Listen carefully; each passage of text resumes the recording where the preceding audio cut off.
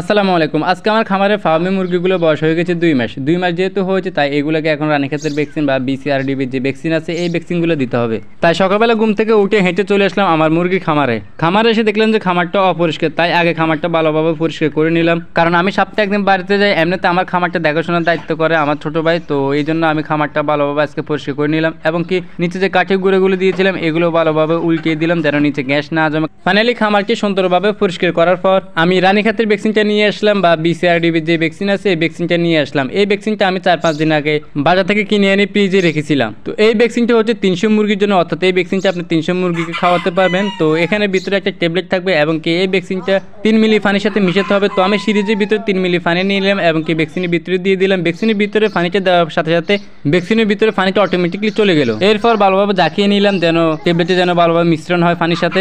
তারপর সিরিজের মাধ্যমে আমি 1 লিটার পানিতে 1 মিলি এই ভ্যাকসিনটা মিশিয়ে নিলাম। ভালোভাবে মিশানোর পর আমি মুরগিকে দিলাম। অবশ্য মুরগিকে ভ্যাকসিন ওষুধ খাওয়ানোর পূর্বে আপনার খাবার পাত্র বা পানির পাত্র আধা ঘন্টা 1 ঘন্টা আগে উঠিয়ে রাখবেন, কারণ মুরগিগুলো যখন পিপাসা হবে তখন কিন্তু তারা এই ভ্যাকসিনের পানিগুলো খুব সহজে খেয়ে নেবে। ভ্যাকসিন মিশ্রণ করা পানিগুলো দেওয়ার আধা ঘন্টা পর আমি মুরগিকে খাবার দিলাম সকালবেলা।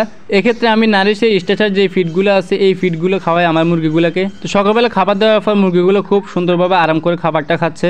মুরগিগুলো সুন্দরভাবে খাবার খাচ্ছে, এটা দেখে আমি অনেক আনন্দিত, কারণ এই মুরগিগুলো আমার একটা শখের। আপনি যখন শখ করে কোনো কিছু করবেন এবং শখের জিনিসগুলো পারফেক্টলি থাকবে তখন আপনার কাছে অনেক তৃপ্তি লাগবে। ওকে, আজকের মতো বিদায় নিচ্ছি। এখানে দেখা হচ্ছে নতুন কোনো ভিডিওতে। সে পর্যন্ত সবাই ভালো থাকবেন, সুস্থ থাকবেন, এটাই কামনা করি। আল্লাহ হাফেজ।